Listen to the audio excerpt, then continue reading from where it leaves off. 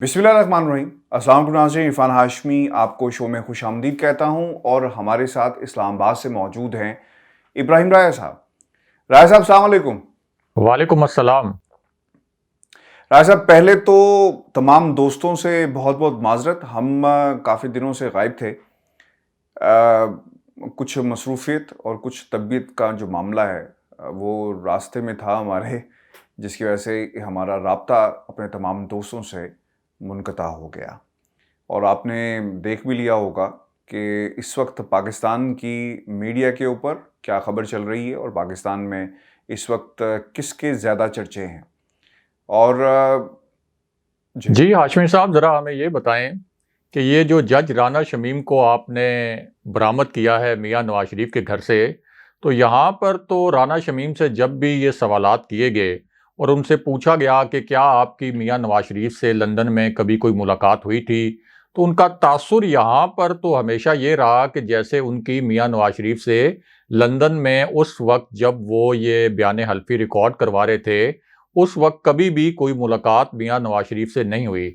लेकिन अब आपने वहाँ से एक बड़ा धमाका किया है, एक बड़ी अहम खबर आप लेके आए हैं और इससे पता चला है कि किस तरह से मियां नवाज शरीफ और जज राना शमीम लंदन में एक ही जगह पर इकट्ठे थे। तो ज़रा इसकी तफसीलात बताएं हमारे व्यूअर्स को कि असल में क्या कहानी है, किस तरीके से मियां नवाज शरीफ के घर पर ये सारा बयान हल्फी रिकॉर्ड हुआ था और असल में क्या वाक़यात होते रहे। ज़रा इसकी तफसील बताएं हमारे व्यूअर्स को।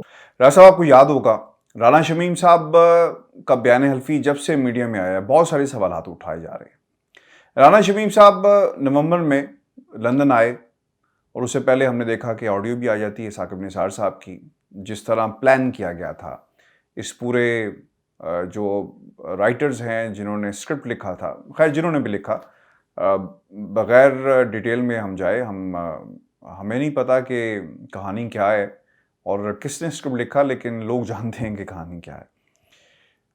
राना शमीम साहब लंदन आए, उन्होंने एक नोटरी पब्लिक को सेलेक्ट किया, हैंड पिक्ड नोटरी पब्लिक उन्होंने किया, या खैर जिसने भी उनसे उनकी मुलाकात करवाई। और इसकी मुलाकात करवाने के बाद वो अपना बयान हल्फी नोटराइज करवा लेते हैं, उसे तस्दीक करवा लेते हैं नोटरी पब्लिक से, जो उसे नोटराइज करता है। और फिर नोटराइज करने के बाद वो उसको किसी सेफ में रख देते हैं, यानी अपने जो ग्रैंडसन था उसके पास उसे महफूज कर देते हैं। यही उन्होंने अदालत के अंदर बयान अपना दिया और फिर उन्होंने कहा कि मुझे नहीं मालूम कि ये लीक कैसे हुआ, क्या वजह थी। देखिए, बहुत सारे सवालात हैं, मैंने अपनी खबर के अंदर भी 7 सवालात का जिक्र किया है जिसने इस पूरे एफिडेविट को कॉन्ट्रोवर्शियल बना दिया है। और कॉन्ट्रोवर्शियल इसलिए बना दिया कि 3 साल बाद क्यों होश आया, बेनिफिशरी कौन है, कहाँ पे मुलाकात हुई, कौन लोग मौजूद थे, इसका पॉलिटिकल जो सिनेरियो है पाकिस्तान का, इस पे क्या असर पड़ेगा, हसन नवाज़ का दफ्तर था, कौन लेकर आया, और फिर इन्होंने लंदन ही को क्यों इसका इंतखाब किया कि लंदन ही जाकर इन्होंने इसको नोटराइज करवाना। ये बहुत सीरियस सवाल आता है जिसका जवाब किसी की तरफ से नहीं आया। आप राना शमीम साहब के साहबजादे से पूछें तो वो आपको पूरे पाकिस्तान की सैर करवा देंगे, लेकिन आपको जवाब नहीं देंगे। मैंने उनसे 2 नशिस्तें की लेकिन कोई जवाब नहीं उनका आया। और फिर उनकी जो मीडिया अपीयरेंसेस हैं उनमें भी यही हुआ कि वो बात कुछ होती है, जवाब कुछ और देते थे। तो सवाल का जवाब उन्होंने भी नहीं दिया। तो अब ये क्यूरियोसिटी हर इंसान के पास मतलब बढ़ जाएगी कि अगर आपके सवालात के जवाब नहीं आ रहे तो हकीकत असल में क्या है। नोटरी पब्लिक जो हमारे पास सबूत मौजूद हैं उसकी रोशनी में मैं ये आपके साथ इन्फॉर्मेशन शेयर कर रहा हूँ और हमारे दो टोक के जितने भी सुनने वाले हैं उन सब के साथ, कि एविडेंसेस इतने ज़बरदस्त किस्म के हैं जिसे कोई भी किसी सूरत भी इनसे इनकार नहीं कर सकता। नोटरी पब्लिक के ने 3 मकामात के ऊपर एविडेंस में इस बात की तस्दीक की कि ये मार्बल आर्च में था। नवाज शरीफ साहब बहुत ही दोस्ताना माहौल में बैठे हुए थे, मतलब बहुत ही ज़्यादा दोस्ताना थे उनके साथ, एक पुरतकल्लुफ़ माहौल था। और फिर उसको उसने तस्दीक भी कर दी। और फिर جو آفس ہے، اگر آپ لندن کی جو لوگ لندن سے واقف ہیں، ماربل آرچ بڑی مشہور جگہ ہے جہاں پہ ایون فیلڈ جن کے اپارٹمنٹس ہیں، اس کے ساتھ ماربل آرچ آکسفورڈ سرکس کے بالکل کنارے ہائیڈ پارک کا کارنر بنتا ہے، ایجوے روڈ، وہاں پر ایک آفس ہے. باقی کورسپونڈنٹ ایڈریسز موجود ہیں، لیکن یہ آفس اس لیے امپورٹنٹ ہے کہ یہاں پہ تمام پولیٹیکل ایکٹیویٹیز ہوتی ہیں. ایاز صادق صاحب یہاں پر آئے، پاکستان کے ایکٹرز جو ہیں، کمیڈینز یہاں پہ آتے ہیں، جرنلسٹ سارا دن یہاں پہ موجود رہتے ہیں.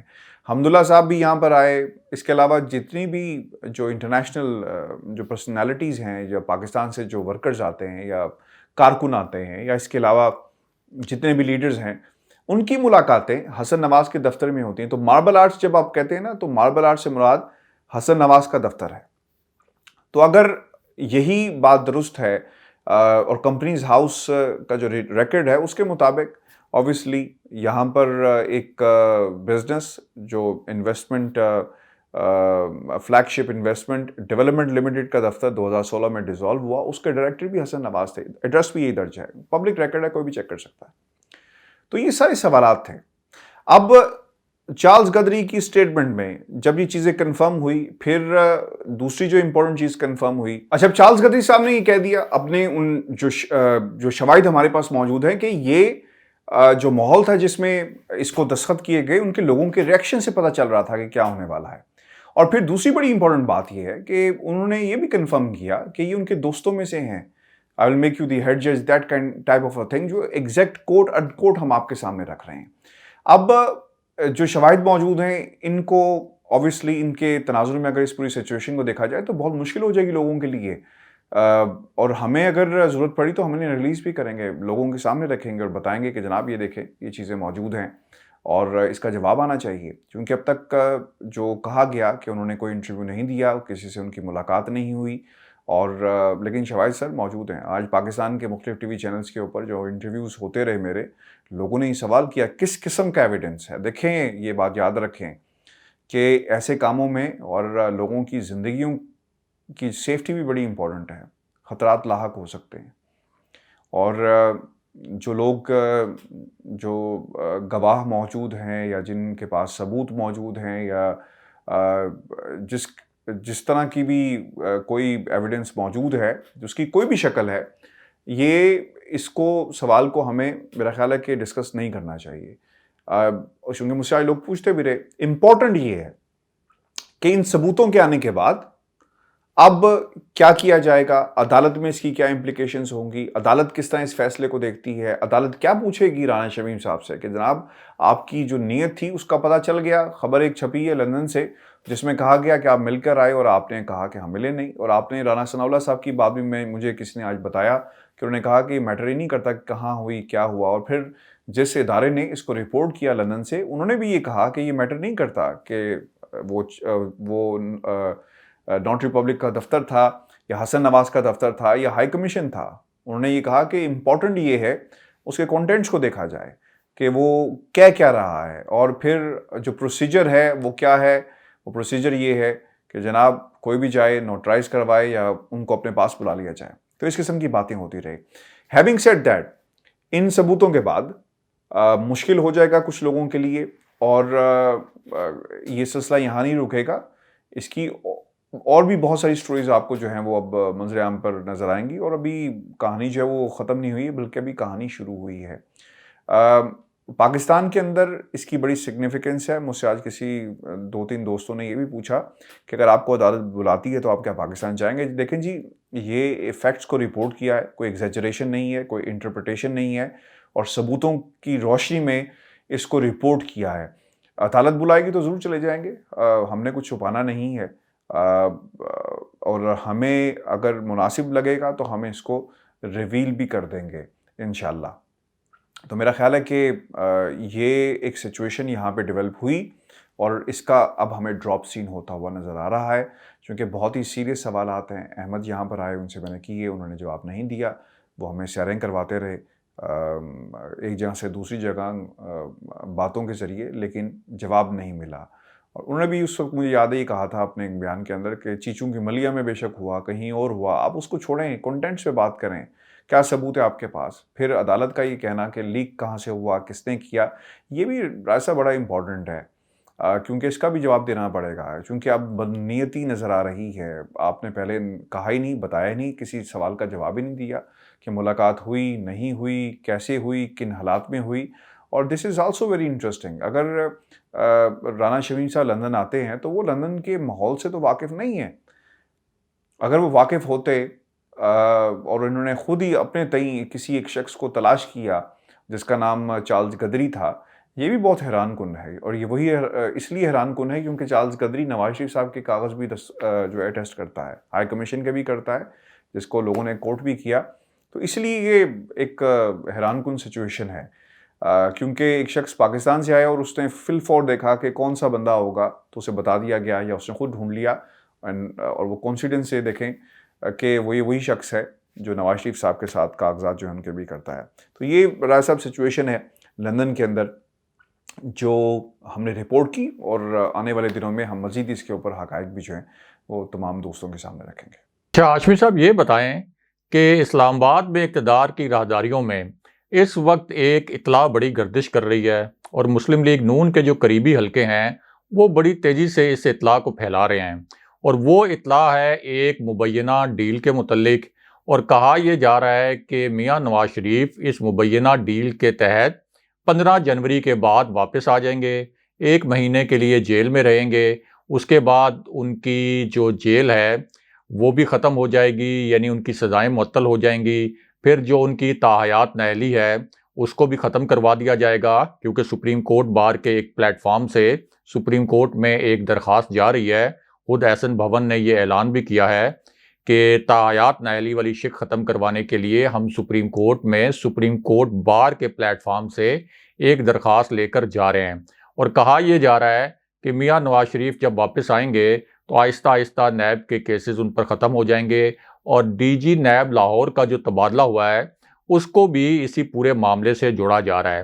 اب میری جو اطلاع ہے بطور صحافی وہ تو یہ ہے کہ اسٹیبلشمنٹ کسی قسم کی کوئی ڈیل نہیں کر رہی اس وقت میاں نواز شریف کے ساتھ، اور یہ ساری اطلاعات جو پھیلائی جا رہی ہیں یہ صرف اور صرف ایک اپنا مورائل ہائی رکھنے کے لیے اپنے کارکنوں کا اور اپنے رہنماؤں کا اس وجہ سے پھیلائی جا رہی ہیں۔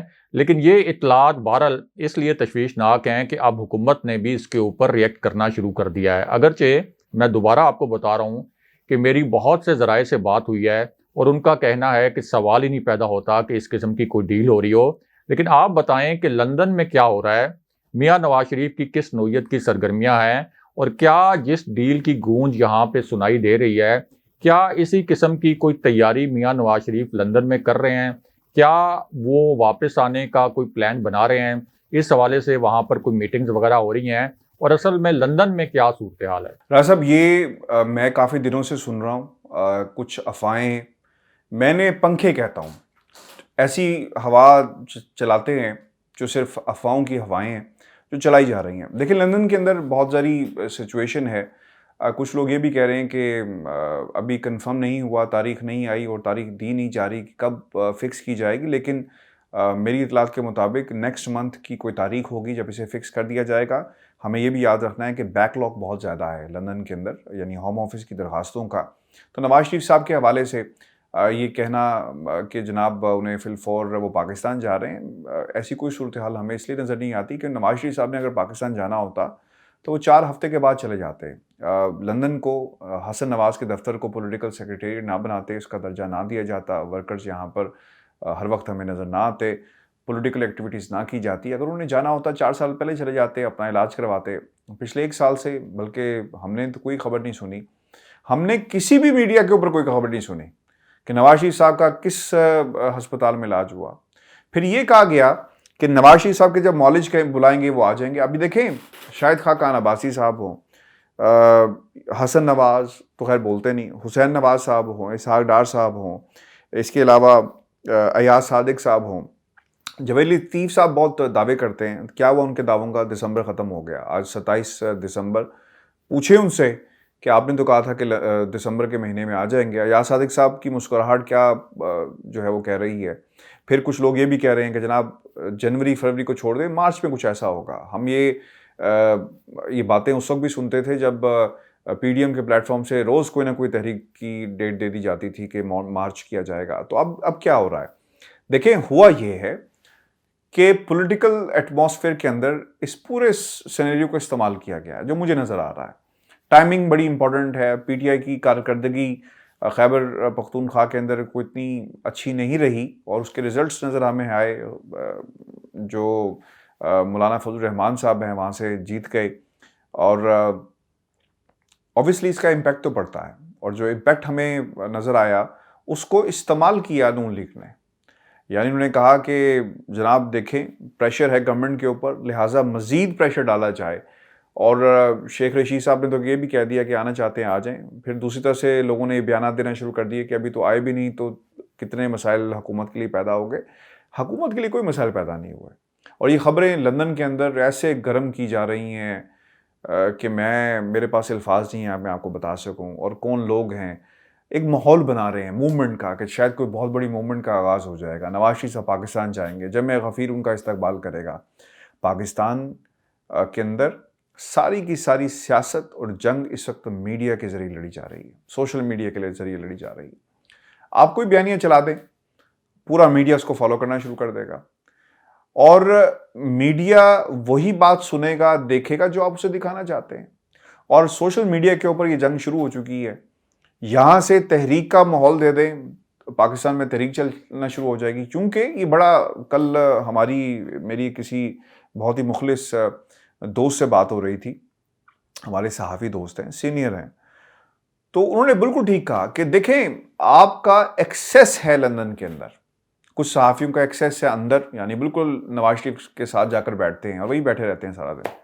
کچھ لوگ ہمارے جیسے ہیں جو سڑک چھاپ ہیں, سڑک کے اوپر کھڑے ہوتے ہیں, یعنی اندر والے صحافی باہر والے صحافی. باہر والے صحافی اندر اس لیے نہیں جا سکتے کیونکہ وہ اندر کی باتیں باہر لے آتے ہیں. باہر والے صحافیوں کو اندر اس لیے نہیں لے کے جایا جاتا. جو اندر والے صحافی ہیں وہ باہر اس لیے نہیں کھڑے ہوتے کیونکہ وہ اندر کی بات اندر ہی رہنے دیتے ہیں. تو یہ تفریق ہے اور ان صحافیوں کے ذریعے کوشش کی جاتی ہے کہ ایک بیانیہ بنایا جا سکے, بات کو جو جس طرح کا سیٹ اپ یا جو خبر پہنچانا چاہتے ہیں وہ پہنچائی جا سکے. تو جو لوگ باہر موجود ہیں ان کو ایکسیس نہیں ہے, جو اندر ہیں وہ بہت زیادہ قریب ہیں. تو پاکستان کے اندر صحافیوں کا ایکسیس نہیں ہے تو وہ ریلائی کس کے اوپر کرتے ہیں؟ ان لوگوں کے اوپر جو اندر موجود ہوتے ہیں, ان لوگوں کے اوپر جن کو گیٹ کا ایکسیس ہے, ان لوگوں کے اوپر جو ہمارے جیسے ہیں جو ہر خبر کے اوپر نظر رکھتے ہیں کہ کیا ہو رہا ہے, کون آیا, کیا بات کہی گئی, نواز شریف صاحب نے کیا بات کہی اور اس کا کیا اینگل تھا. یعنی ان تمام پہلوؤں کا ذکر کیا جاتا ہے. تو یہ سچویشن ہے پاکستان کے اندر. اسی انفارمیشن کو اٹھا کر بیانیہ بنایا جاتا ہے, خبریں بنائی جاتی ہیں, تجزیے دیے جاتے ہیں. تو ایکسیس لوگوں کا, پاکستان والوں کا یعنی جرنلسٹ کا جب یہاں پہ نہیں ہوگا تو ریلائی کریں گے ان 4-5 لوگوں کے اوپر. تو اس طرح پبلک اوپینین بنتا ہے. تو اسی لیے خبریں تیز ہو گئی ہیں. ہواؤں کا جو رخ ہے, جو پنکھے تھے بڑے بڑے پنکھے لگا دیے گئے ہیں اور یہ ہوائیں چل رہی ہیں. اسی لیے چل رہی ہیں کیونکہ یہاں سے آپ کو دکھایا جا رہا ہے, بتایا جا رہا ہے, سمجھایا جا رہا ہے. ہماری لات کے مطابق نواز شریف صاحب نہیں جائیں گے. کیوں جائیں گے, کیسے جائیں گے؟ ڈیل کا کہیں پہ نام و نشان نہیں ہے. ملک سے واپس جائیں گے تو سزا یافتہ ہیں, سزا عدالت کو کہہ کر آئے تھے کہ میں ابھی آ رہا ہوں اور وہ کبھی بھی نہیں آئے. دوائی لینے آئے تھے لیکن دوائی تو خیر لینا انہوں نے پسند نہیں کی. برطانیہ میں رہنا جو ہے انہوں نے پسند کر لیا. حالات بڑے اچھے ہیں جی, بڑا اچھا ماحول ہے. جیل کے اندر اور باہر جو فرق ہے وہ یہی فرق ہے. تو یہ اطلاعات کہ نواز شریف صاحب پاکستان واپس آ رہے ہیں, کوئی بہت بڑی تحریک چلنا شروع ہو جائے گی, ایسا نہیں ہے.